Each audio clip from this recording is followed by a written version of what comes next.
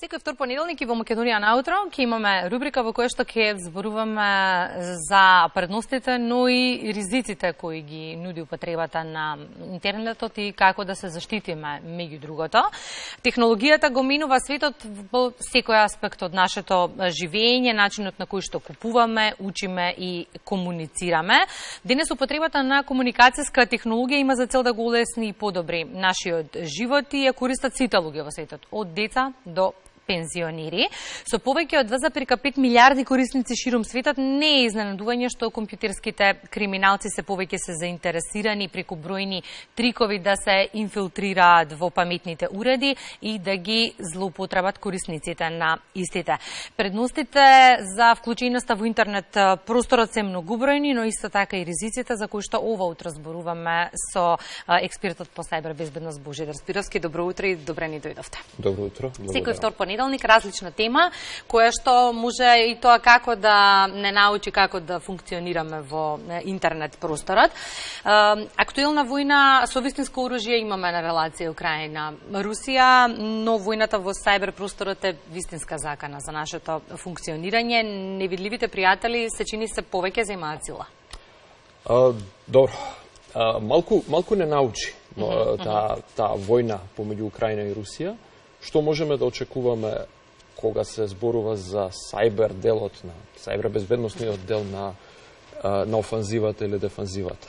Она што јас ја имав таа несреќа или чуден момент да бидам гостин во оваа емисија токму на првиот ден од таа војна. Изборувавме тој ден за опасностите кои ќе се случат, накратко околу напади врз стратешки цели и така натака. Дали сето тоа се ефектуираше на исти начин? Еве после колку 570 денови, кажи речи, војна, имаме веќе момент на ретроспектива. Може да размислиме и да погледнеме наназад на вистина како изгледа една сајбер војна. И накратко 4 аспекта можат да се воочат. 4 методи на употреба на дигиталната ранливост на некого во војни услови. Најпрвата, наједноставната, тоа е оперативна војна. Ефективно се случуваше многу пати низ текот на овие 570 денови, една од двете страни, обично украинската страна, да детектира објави по социјалните мрежи врзани со фотографии на воени цели, воени единици, конвои и така натака, кои што некој граѓанин или некој војник дури ги фотографира, ги објавува, снима видео, ги става на интернет. Интересно за сите нас, можеби за дел од гледачите не знаат, со тие информации со видеото најчесто оди геолокацијски податоци. И многу убаво сите тие луѓе што се фалеа со војските и тенковите и возовите полни со тенкови, на руските сили им дадоа точна геолокација каде се наоѓаат тие тенкови и војски, за потоа ракети да летаат на вистинско место и да погаѓаат депоа со муниција, возови со тенкови, воени единици и така натака. Оперативен дел. Стратешкиот дел од кој што сите најмногу се грижевме е всушност оној кој што најмалку имаше ефект реално. Тоа е напад врз стратешки цели, дали тоа биле енергетски системи, дали биле водоводни системи и така натака, нешто што ќе осакати државата на подолг рок. Не дека тие не се случуваат, но интересно немаат толку голем ефект колку што би сакала едната страна да има. И најчесто оно што го видовме во текот на војната дека почнаа со вистинско оружје да ги гаѓаат истите тие системи.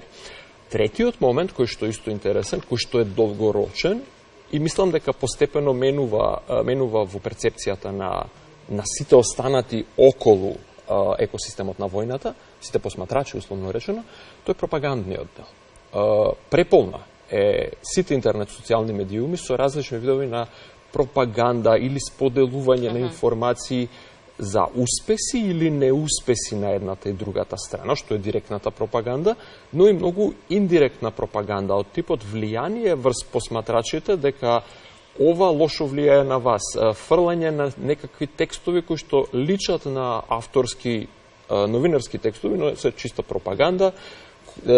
Идејата на тоа е да се намали позитивниот поглед или да се зголеми позитивниот поглед кон одредена од двете страни и со тоа да се можеби да се влие на глобалната политика. Последниот најважен елемент по мене во целата оваа војна, сајбер војна, е финансискиот дел. Откако си започна војната, иако и тоа беше претходно факт, голем број сајбер криминални групи, спонзорирани или поддржани од Северна Кореја, од Русија, делумно од Кина, се исклучително активни. Огромно количество на уцени се случуваат во текот на последнава година дена. Се напаѓаат големи компании, се напаѓаат болници, се напаѓаат, еве, пред 2 дена беа нападнати најголемите казина во Лас Вегас и се направени уцени. Платете не толку пари за да или да не ви ги уништиме системите, или да не ви ги извадиме на интернет системите. Овие пари одат кај тие криминални групи. Искрено, еве, си призна една од тие две коцкарски групации дека платила $15 милиони. Тие $15 милиони ќе отидат преку криптовалута некаде и претпоставувам дека можеби не сите тие пари ќе слетаат во сметките на државите кои што се во војна, но одреден процент од тие пари секако ќе се префрлат. Финансите во текот на војната се многу важни. Таков случај имавме со Фондот за здравство во Македонија неудамно со она уцена од немаме детали за цената. Група, да, но немаме никакви детали. И сега кога станува збор за сајбер безбедноста, таа е нова подрачје во политиките на национална безбедност на државите. Информација која што има колегата Бранко Чупески, веднаш потоа ќе ја продискутираме овде. Сајбер безбедноста е едно од најновите подрачја во политиките за национална безбедност, кое станува се поважно во безбедносните сектори. Креаторите на политики се уште не се во чекор со технолошките новитети кои ги користат различни пријателски и непријателски страни. Ова бара брз и сеопфатен развој на правните и на политичките рамки. Покрај осигурувањето на државната безбедност, безбедните и сигурни мрежи се исто така важни за зајакнување на државната економија и модернизацијата на управувањето со јавниот сектор во државите. Безбедниот сајбер простор е исто така неопходен за да може граѓаните да ги уживаат своите права, како што се пристапот до информации и слободата на изразување. Поради тоа, од суштинско значење е да се биде свесен за можностите, ризиците и за заканите кои што ги носи сајбер просторот. Кражба на чувствителни податоци од владени сајтови, поставување на спам линкови или копање криптовалути беа само дел од неодамнешните сајбер напади врз македонските државни сајтови. Ситуацијата беше многу сериозна, затоа што на удар беше целиот регион – Албанија, Босна и Херцеговина, Косово, како и Црна Гора и Бугарија. Опасноста е преголема бидејќи постои инерција, неинвестирањето и невложувањето во развојот на ресурсите и технологиите за прво да се заштити периметарот, а потоа и внатрешната инфраструктура. Во процесот на креирање на успешна стратегија за сајбер безбедност има потреба од дефинирање на безбедносните цели и одредување дали одговорностите се соодветно доделени во одржувањето на безбедноста и градењето на сигурен интернет за државата и за граѓаните. За да има успешна стратегија, потребно е истата да се креира во партнерство и во согласност со сите засегнати страни. Сајбер безбедноста е важна за сите и затоа е важно да се чујат ставовите на малите, средните и на големите бизниси, на индустријските тела, на академијата, на невладините организации, на владините агенции, на групите на заедницата и членовите на јавноста. Само со заедничка тесна соработка на владата, академијата, индустријата и граѓанските заедници може да се зајакне сајбер отпорноста на национално ниво и да се обезбедат просперитет и заштита на онлайн интересите на сите.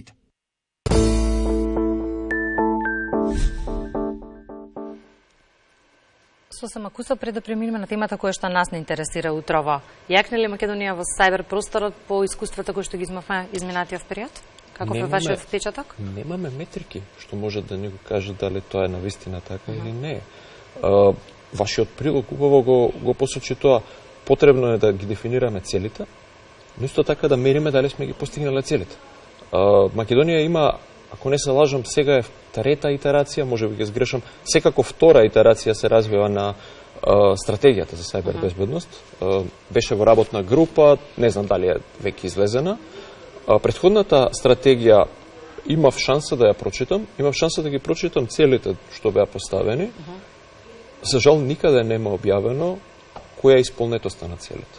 Нема метрика. Така да дали ние сме нешто подобрени или влошени, на вистина за луѓето од остатокот од државата, едноставно како граѓани, не можеме да кажеме, бидејќи не ни кажуваат. Ајде тогаш да видиме како ние индивидуално можеме да се заштитиме. Фокусот сакам да го ставиме на информациите кои што ние свесно или несвесно ги оставаме користејќи ги паметните уреди.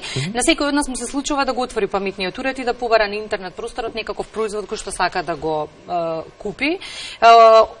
Но веднаш потоа од најразлични компании му пристигнуваат постојано понуди. Објаснувањето за тоа што се случува е дека стотина апликации ги прислушуваат нашите мобилни телефони. Добро, дали е тоа така? Да, дали е тоа така. И да и не. Ќе го цитирам Шарл Бодлер, кој што кажал напишал, најголемиот трик на ѓаволот е да се убедат луѓето дека тој не постои. Најголемиот трик на технолошките компании е да се убедат дека нивните производи се бесплатни. Секој пат кога користиме некаков бесплатен сервис, ние сме производот, односно ние сме тие што не продаваат некаде. Нашето внимание, нашиот фокус, нашиот интерес е тоа што е предмет на продавање. Она што го рековте, секој пат кога за нешто ќе се заинтересираме, после сме нападнати со реклами за тоа нешто. Да, тоа е точно и точно тоа е моментот на кој што сите овие технолошки компании нас не продаваат на тој начин. Следат зашто ние сме заинтересирани и потоа тоа го продаваат на компании кои што се обидуваат нас да ни продадат соодветни продукти. Да се вратиме на специфичното прашање врзано со дали нашите апарати дома не прислушкуваат. Да и не. Ќе го дадам примерот кој што ценам дека во овој момент многу луѓе во држава го знаат, а тоа е рекламата за една телеком компанија со мелодијата од Маја Оџаклиевска "Шила". Многу популарна песна, рекламата по мене многу убаво изработена, спојот на музиката од македонски автор со меѓународно направена реклама е фантастичен, секоја чест на маркетинг компанијата, но исто така "Шила" во таа изведба, таа мелодија е многу лесно препознатлива и многу лесно да се идентификува. Не само за луѓето, и за компјутерите. Многу е лесно математички да се изрази Шила, мелодијата на Шила и гласот на Маја Оџаклиевска во таа песна, перфектно, без никаква грешка. Нашите апарати, да се вратиме на прислушкувањето, кога слушаат, не се обидуваат да ги чујат нашите лични разговори помеѓу мене и вас, затоа што нашите гласови варираат, различно темпо, различен изговор, многу фактори се вклучени. Математиката, за да се претвори тоа во нешто што е препознатливо, се уште е премногу комплицирана за овие се уште релативно мали уреди, но она што секако може перфектно да се препознае е Шила, како пример. Реклама или нешто што постојано го гледаме, или колку време нешто сме гледале што е лесно препознатливо, апсолутно е нешто што ќе биде слушано. И ова не е единствениот уред што слуша. Ова е само еден од уредите што слушаат. Алекса уредите, не знам дали некој во Македонија има.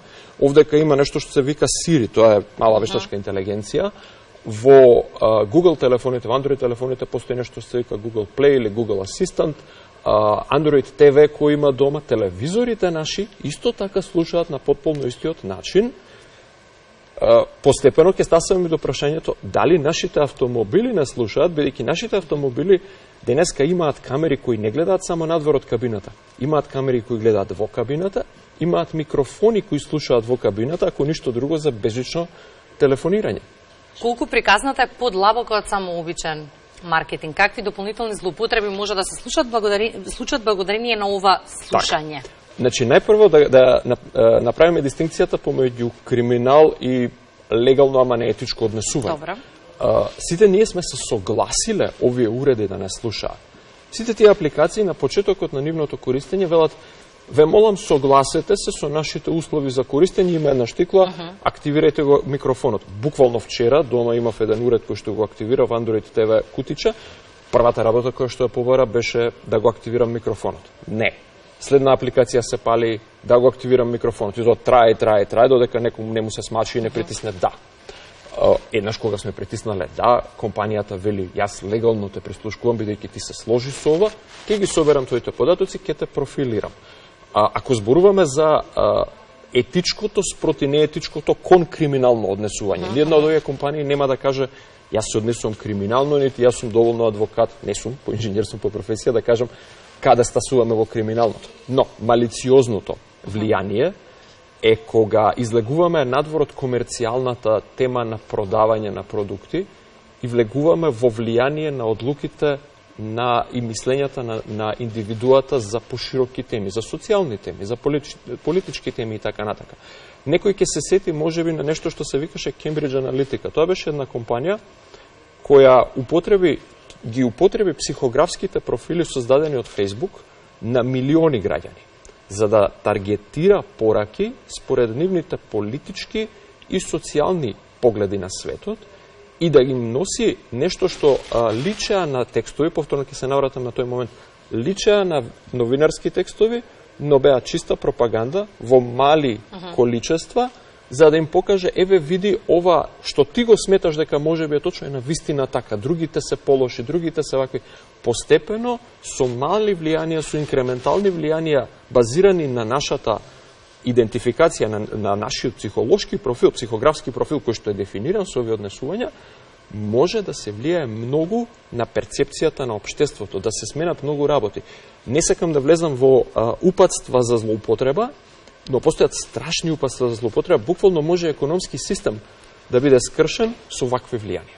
Кога зборуваме за злоупотребите, секој од нас кој што користи паметни телефони, доколку сака да си имне било каква апликација, оди во продавниците за апликации. Сега, веројатно, тие треба да имаат соодветен систем за безбедносна заштита, но се почесто сме сведоци дека голем дел и од апликациите кои што се симнуваат се лажни. И сега како ние да препознаеме и да се заштитиме? Да, точно дека голем број се лажни. Имаше два еклатантни примери во последните 3 месеци на овие лажни апликации и сите се сведуваат на недоволното запознаеност. Не образование, само недоволната запознаеност на корисниците. Апликациите кои се лажни најчесто се замена или изгледаат како лажна верзија или скоро иста верзија како вистинска апликација. Ќе ги дадам примерите за апликацијата Telegram. Не се користи во Македонија, среќа многу. Тоа е апликација популарна Русија, Украина, тој дел на светот, како замена за Viber можеби или за WhatsApp. Втората апликација која сама си ја направи белјата, беше апликацијата Twitter. Социјалната мрежа Twitter, која веќе не се вика Twitter, се вика X поради причина која што само Елон Маск, како собственик, може да ни објасни, но затоа потоа, што се случи, Елон Маск одлучува во ден X дека ќе ребрендира целата компанија во нешто што се вика X. Во истиот момент наредува и се менува апликацијата во овие Google Play Store, односно Apple Store апликативни резервоари. Луѓето утредента кои што доаѓаат да инсталираат апликацијата Twitter, веќе ја нема апликацијата Twitter, има нешто што се вика X. Настанува конфузија. Каде е апликацијата, што се случува?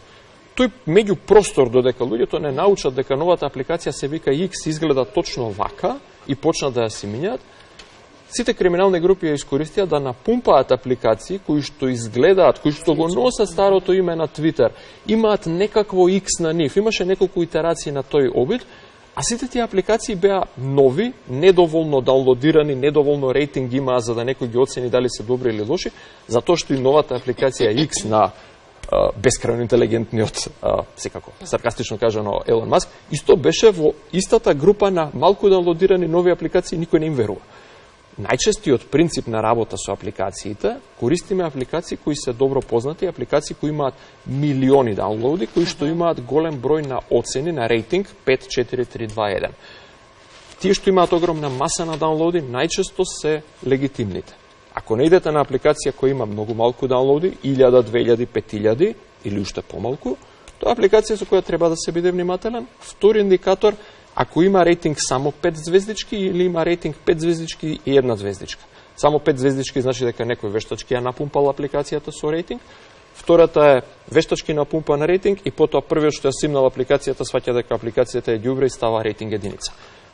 Пети кец, ако се само рейтингот, бегајте од таква апликација, мал број даунлоуди, внимателно со таква апликација, одете кон апликации кои имаат голема маса на даунлоуди и имаат горе-доле рамномерна распределба на рейтинг. Имам уште многу прашања, но само уште едно кое што ми е многу важно во однос на заштитата. Прочитав некаде дека и приклучувањето кон Wi-Fi мрежата може да значи кражба на податоци. Најчесто го правиме тоа сакајќи да го заштедиме мобилниот интернет. И сега прашањето е како да останеме безбедни при користењето на јавните мрежи и од друга страна ако користиме антивирусно решение за компјутерите, потребно ли е за телефоните?